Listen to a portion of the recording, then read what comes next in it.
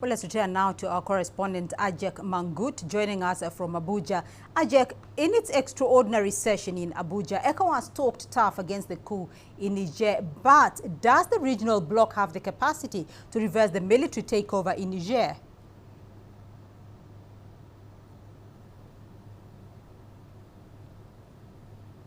Well, Beatrice, ECOWAS leaders gave the military leaders in Niger 1 week to reinstate President Bazoum or face military force. They also imposed other economic sanctions on the country.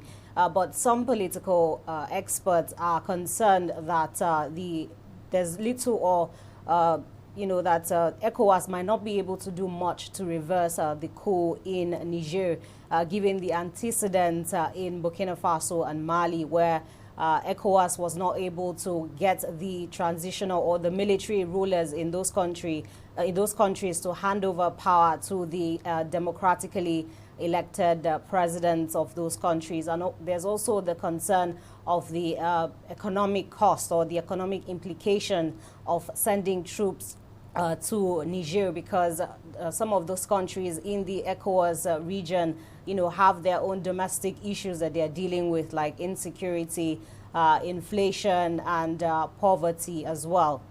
And also we've seen the military in Niger warning ECOWAS against the use of force. And they're saying that if ECOWAS should send troops to Niger, they would not sit back. They are going to protect Niger against any form of intervention. And of course, the last time we saw ECOWAS deploying troops to West Africa was in 2017, when President Yahya Jammeh wanted to hold on to power after losing an election in Gambia. And so it's not clear if it will go ahead with the deployment, but ECOWAS has said that it will take every necessary measure to ensure that President Bazoum is reinstated. So let's talk about that military intervention by ECOWAS, because if a military intervention is the chosen option by ECOWAS, what is likely to happen given the decision by Burkina Faso and Mali to side with the coup leaders in Niger?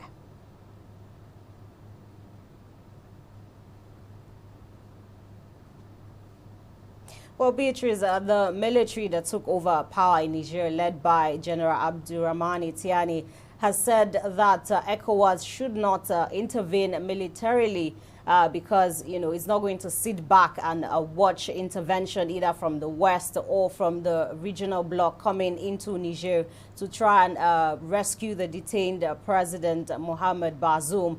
We've also seen supporters of this coup coming out to say that they do not want any Western intervention. We've seen protests on the streets of the capital, Niamey, for those who support the coup plotters, and they attacked the French embassy, which is a former colonial power in that country. And then we're seeing now the transitional government in Burkina Faso and Mali coming out to support these coup plotters in Niger, saying that any military intervention in that country would be a declaration of war. So it's not clear what's going to happen at this point, but looking at the statements from these two countries who have also experienced coups since 2020, there might be some sort of collaboration between the militaries of those countries and those of Niger.